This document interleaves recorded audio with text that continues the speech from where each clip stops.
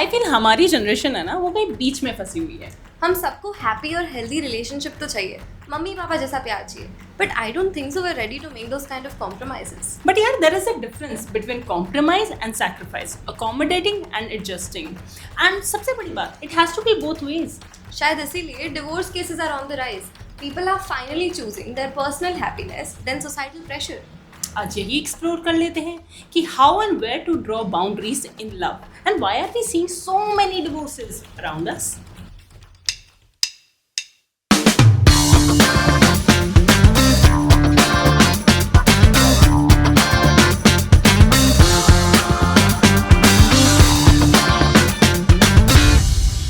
COVID saw the maximum number of divorce. We were a country which said you're married for seven lifetimes. Now, I mean, I've got marriages which are breaking up after 7 months. But I think one place where we need to have conversation is marital rapes. Absolutely. Absolutely. But that is a conversation that is not coming out in the public. I'm so happy that they actually chose to throw me out of the house in the middle of the night, and I restarted my life with only 750 rupees in my bank account. Hello and welcome everybody on the Y-axis. Today we have with us India's top divorce lawyer, Vandana Shah. There are so many ways in which we can open this conversation. There's so much to talk about. लेकिन एक sentence आपने बोला था ना जो हमारे ऐसे दिल में घर कर गया, which is कि इंडिया जो है it facilitates marriages, it does not facilitate divorces. Why is that? कहाँ से सोशल कंडीशनिंग हुई है and do you see that trend changing? Thank you for introducing me as India's top divorce lawyer. I'm really proud of that label that has been given to me because I've worked really hard in this journey. And like you said that, you know, in India, everybody facilitates marriages. But if you try to help out in a divorce, it is the toughest job in the world because we are a marriage-driven country, you know, and as you know that India is now one of the biggest destinations for marriages. $10 billion industry. Industry. Session free also. And session free, you know.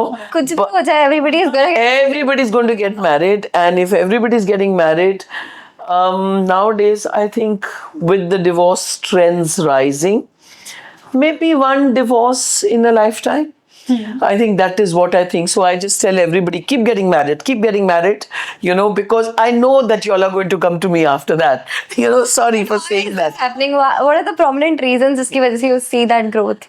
You see, what is happening is that we've not realized that we actually went from, if I was to give a metaphor, we went from a country in which 4 generations were living together. Joint family setup. Yes. And suddenly we went from that to just an individual family with only 2 people, maybe 3, maybe 4. And one lady who will come to the work at home and leave. You see, and that happened not over a period of hundreds of years.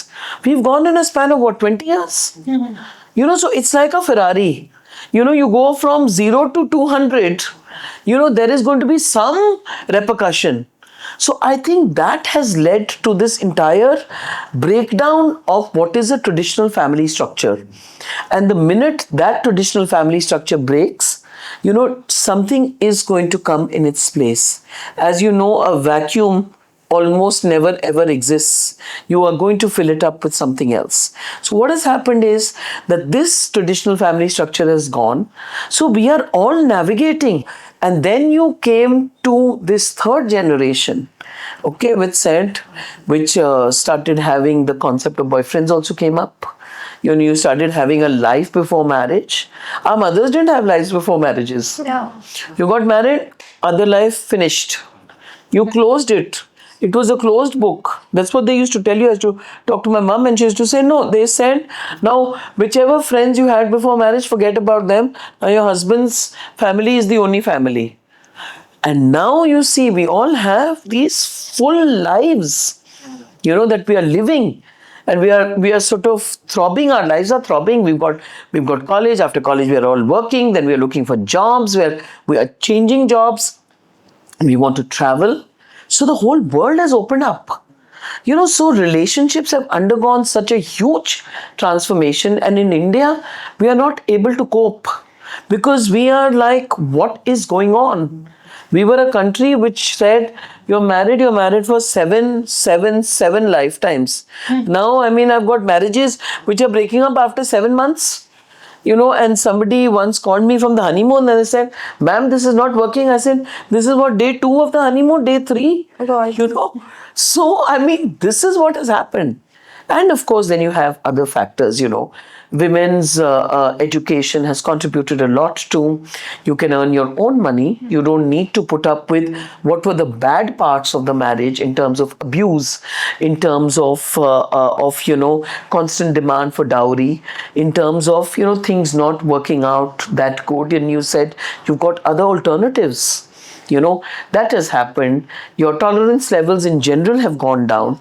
Breakdown of the joint family system. Also, why only talk about women? Even men. We never ever heard, in let's say 20, 30 years ago, that guys were just saying, okay, now at the age of 40, 45, I've made all this money. Let me get a new wife. Yeah. That wasn't happening. After COVID, people are saying only one life.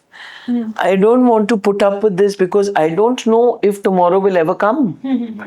So like COVID saw the maximum number of divorce. People are not talking about all of this, which are the social fabric completely changing. So it's no real one reason, for divorce. All of this has contributed to it.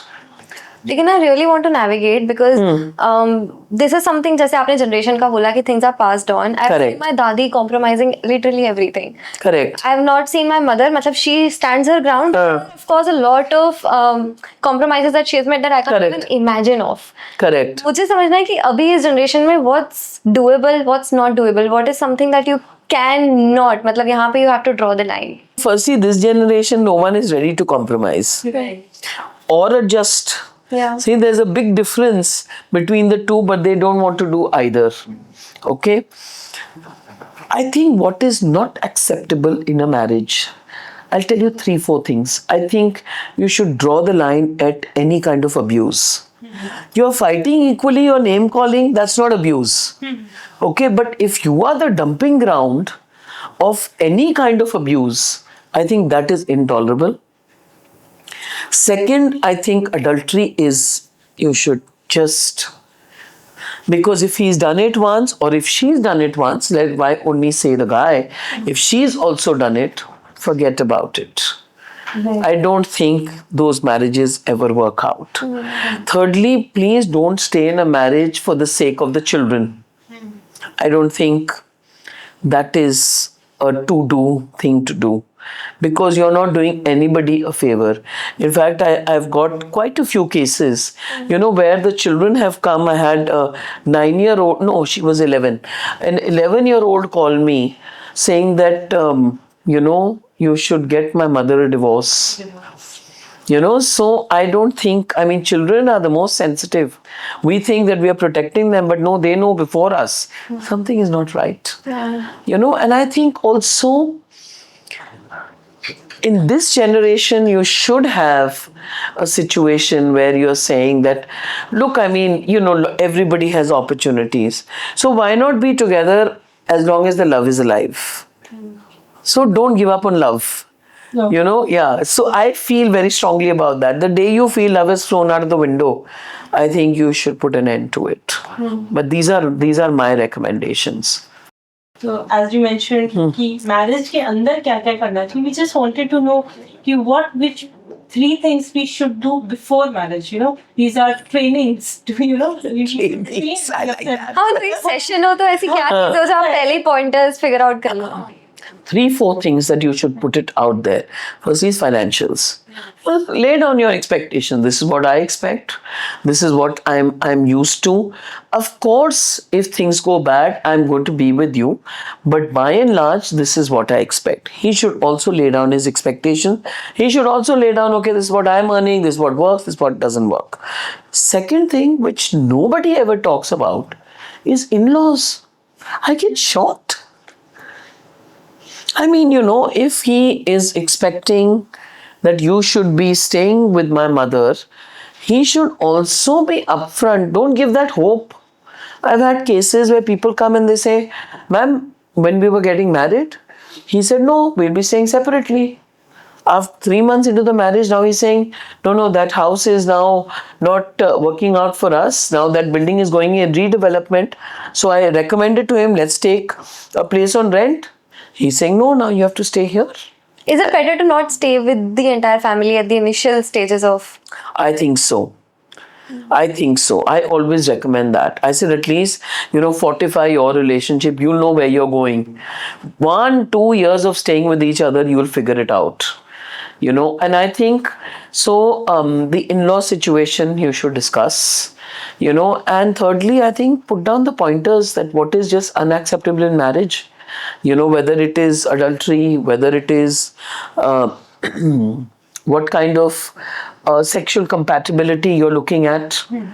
People don't talk about that. भी नहीं होता बिल्कुल भी. There is no discussion. और arranged marriage में तो सवाल ही नहीं है. No question at all. What kind of, because I get cases where one of the partners wants to have kinky sex. The other partner doesn't want to do it. They want vanilla sex. So now how do you have vanilla and kinky? It's not going to van kink, so, that's a conversation. I think you should try to put it across on the table. Another conversation I think people don't have is what happens if we are both planning to move abroad. So, people don't have that. And nowadays it is a real possibility. That you're going to, one of them is going to get a job in, let's say, the Middle East. The other one doesn't want to go. What do you do? These are all deal breakers in a marriage. And children. Very important. People don't discuss. I mean, I've got a marriage breaking up because the wife said, when we got married, he said we'll be having children. 3 years into the marriage, we are still trying to have a child, and then he's saying, no, I don't want to have a child. Can you imagine? So she's saying, if he had told me this, I would have never gotten married to him. I mean, these are all things that I'm hearing about in all the cases that come to me. So obviously I'm consulting quite a lot, So these are all real life stories and scenarios. So all these things are going on in the arena of marriage, and of course we'll never have a discussion, as to what will happen if the marriage fails. But I'm sure with the trend of rising divorces, I'm sure people will start having that discussion, as to what should happen if a marriage fails. So Prenup become a possibility in India? not for a long time. Not for long. No, not for a long time. Because we still have to remember that we are a country which still resides in villages. So most of our population resides in villages. So over there, this discussion will never happen. And most of the marriages are rooted in rituals. So there is no, I mean, we are still struggling with getting a marriage registered. So prenups is, a very, very big thing in terms of that mental journey to make. So it is not a big thing. Otherwise, I'm sure even they would welcome it. That अगर आपकी लड़की वापस आ गई, तो ये सामान आप ले लो, ये सामान आप ले लो. I just think it would simplify everything. But explain the process of prenup एक बार to everyone. So what exactly is prenup is कि आप शादी से पहले decide कर लो that, I mean, there is a time factor involved, there is a money factor involved. And to say, let us say, I'll give you an example of, let's say, Rajesh getting married to Susan. Okay.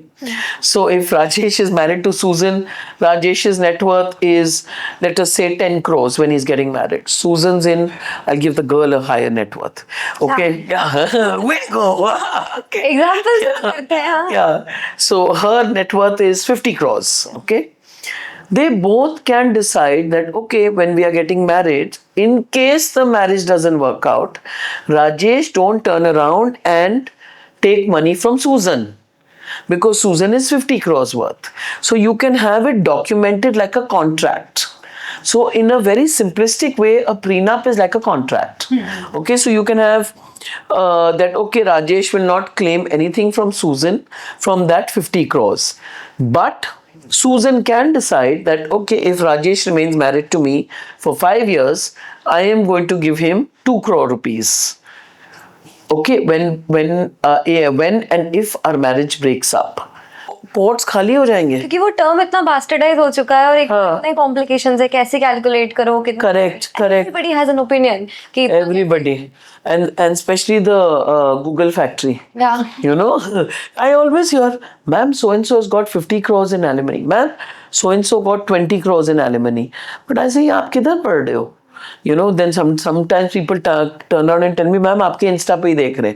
You know, so I say, okay, but you know, there are terms for deciding the alimony. So a prenup is kind of like a contract with conditions. Right. I jokingly call it the leave-in license of marriage. You know, so your term has expired. This is what is going to happen. Take the deposit back. You know, this is the rental that you have earned. उसको तो Indian society ऐसे देखिए कि अभी से divorces की अभी से डिवोर्स का. बट आप शादी कितनी प्लानिंग करते हो, डिवोर्स की कुछ प्लानिंग नहीं करते. You know, so in one of my articles I've written that you should have a divorce kit. Be divorce kit ready. You know, and I say, okay. So according to my divorce kit, firstly, though, you should check what are your finances. Okay. Secondly, check up who are the best divorce lawyers. Okay, come to me. Okay. Okay. Thirdly, check up who are your support going to be. What is going to be your support system? Because you will need it. Okay. Fourthly, I believe you should also try and get a job. Yeah. Okay. In case the woman is not working, try and get a job. Fifthly, I feel if you have any joint investments together, you've decided to take a divorce, start moving the money out of those joint investments. Okay. Sixthly is definitely have some kind of spiritual anchor. By spiritual, I don't mean religious. It can be anything. Because divorce in India is a very draining process. Worldwide also, but I'm coming back to India. It's a very draining process. There is a lot of social pressure. You know, when you're going through a divorce, there is a lot of, I faced a lot of ostracism when I was going through a divorce. But the pressure of being a divorcee in India is very high. And the process of going through a divorce also, it completely drains you out. So you need to have a great support system to carry you through. Of course, along with your finances and getting a job and keeping yourself occupied, spirituality, you know, all these help you to navigate the journey better. You know, so don't just come in and just be like this thing, ki now I don't know what to do. Those times have gone. You know, divorce battles in India now are bitter and they are very acrimonious. You know, so better get prepped. You wouldn't go into a battle zone, you know, wearing your sort of simple civilian clothes. You'll go prepared, no, with arms, ammo, everything. So why are you coming into this battle unprepared? You know, so I think you should start doing that. This would be my divorce kit. I'm sure हमारा जो viewership है ना वो 20 से लेकर 30 के बीच में जो लड़के हैं वो भी हैं who are thinking of getting married, they will get married. They might have this problem once in a while कि navigate कैसे करें जो लड़ाइयाँ हैं between the in-laws and the. Correct. उसके लिए क्या rule book है? Okay. So for the men, I say that please now accept the sociological changes that have taken place. You know, I was reading somewhere that now women are empowered, okay, but we didn't teach the men how to live with empowered women.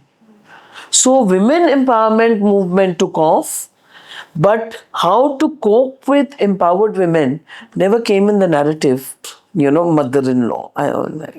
That's my favorite topic. Because whatever I see, all the marriages, I speak about it somewhere else. They say, what is the top 3 reasons for the marriage to break up? I say, mother-in-law, mother-in-law, mother-in-law. So I think so. So I think the guy in between, I think he should have a frank chat even with his mother, and he should have a frank chat with his wife. It will take time to get to know each other. He'll have to tell his mother not to have these expectations also from day one.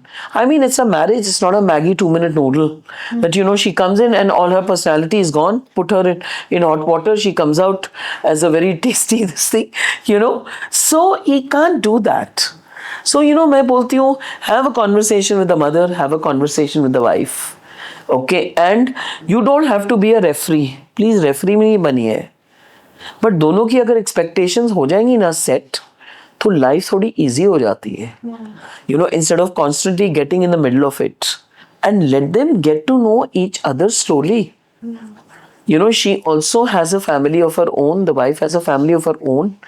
उसको वहां से भी, how can you expect कि वो attachment छूट के suddenly, एक दिन में ही वो फिर एकदम मम्मी बोलने लगते हैं.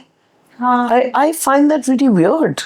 You've called your mom all your life, and suddenly you've just gotten married and you expect mother-in-law, so just take it easy and definitely have that frank conversation. Navigate it through that and make it clear to both of them that for every small this thing, I am not going to come in the middle of it all. And he should not do it. So I think it will take care of quite a lot of problems. So I keep on coming back to your question where you said just have conversations. Right. It really clears out the air, and have frank, open conversations. That will really help a lot of marriages to survive and relationships to thrive. So your religion is plays a major factor because your sections differ, and also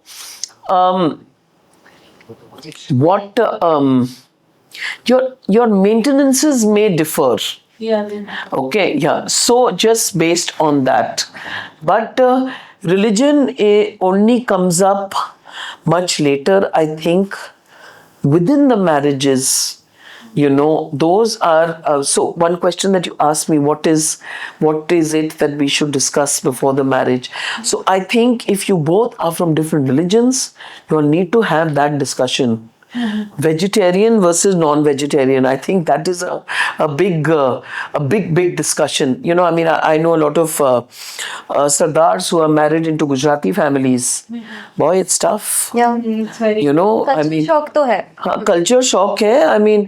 Suddenly you're going from eating sort of tandoori chicken to dhokla. It's a big journey to make. It's a tough journey. And vice versa. So, maybe have that discussion also in case it is an interreligious marriage, that what goes and what doesn't.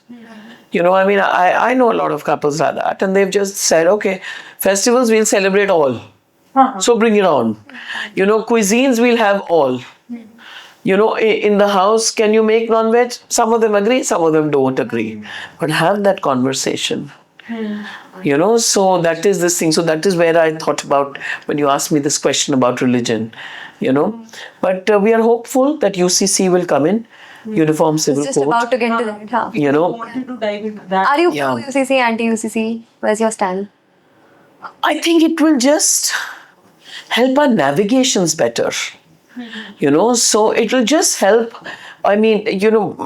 Coalesce all of them into one. It's very difficult, I think, to implement. Yeah. Because, we not only have religion, we also have religious customs, and we also have rituals. Yeah, right. So all these things to coalesce into one, bring it together, I think it'll be very difficult.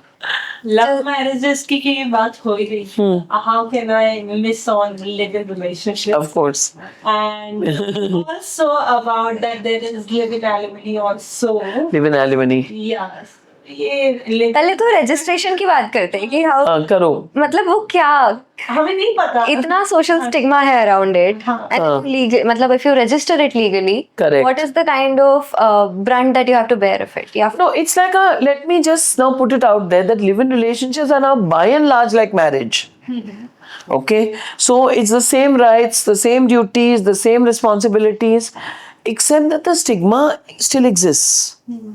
Okay, because you always just say that no, but they were not married. Why are you demanding so much? You can be together. So let me give you an example. Okay, if you have been married for 2 years versus you have been in a live-in relationship for 2 years, there's a huge amount of difference in the social perception. Okay, does the legality differ? Not much, but it is very difficult to implement in a live-in relationship. Marriage, no one can challenge. You can be married for 2 years and say, the wife can say, give me 100 crores in alimony. Let's say if she's married to somebody who's this thing. In a live-in relationship, that is very, very difficult to accept. I don't know that many case laws which talk about that, okay, we have given her this much, even though they were in a live-in relationship. It is a fairly new concept. You know, so they do have rights. I'm not denying that. Becomes very difficult. You know, so I have not yet fought that case. When it comes to me, I will know. I also wanted to talk about illegitimate children. Live-in relationships reminded me that. Okay, now the term, firstly, I think is very flawed. Okay, because a child is a child, you know, and I respect our courts for the fact that you can have a child outside of marriage, but that child has the same status as the child in the marriage.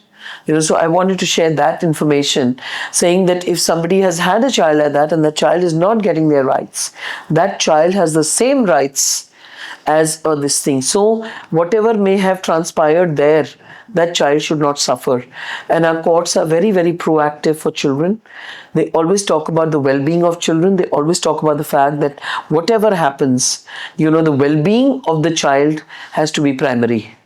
So I like that aspect, and I like the fact that if you have chosen to have a child outside the marriage, that child should not suffer, because that child anyways is bearing the brunt of society. You know, how much ever we might talk, but yeah, you know, so at least legally that child is not suffering. You know, so it's I wanted to just put that information out there. Yeah. yes, nobody talks about it. Nobody talks about, but I always talk about things when no one. How many people talk about divorce? You know, how many people talk about divorce? Since we're talking about being hopeful, as a lawyer, what do you think like are laws that are on your checklist that need to come into play? Something you wish for. Something that my wish list is top of my wish list is fast track courts. Yeah. Do this thing, give the justice, clear out forget the backlog. At least going forward, we can have fast track courts.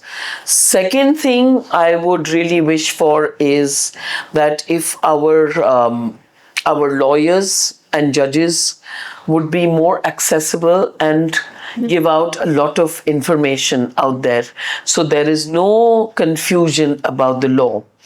And third thing I would wish for is that law is taught even in schools. Like you have moral science, that will be taught from a primary school, because law is embedded in our system. So it should be out there. People should have a clear understanding of law. I mean, these are three things that I would wish would happen. You know, and of course, all the other things, I have a lot of long wish list, you know, but these are this thing. And you know, and of course, I hope to see a lot of great judgments. I hope to see a lot of women in the field of law. Maybe you will make a great judgment. I hope so. I hope so, you know, that I would be able to this thing. And I hope we have great policies going forward, you know, to implement a lot of laws. I'm hopeful about that, you know. Hopeful. That's a good note to end it on. Thank you. Thank you so much.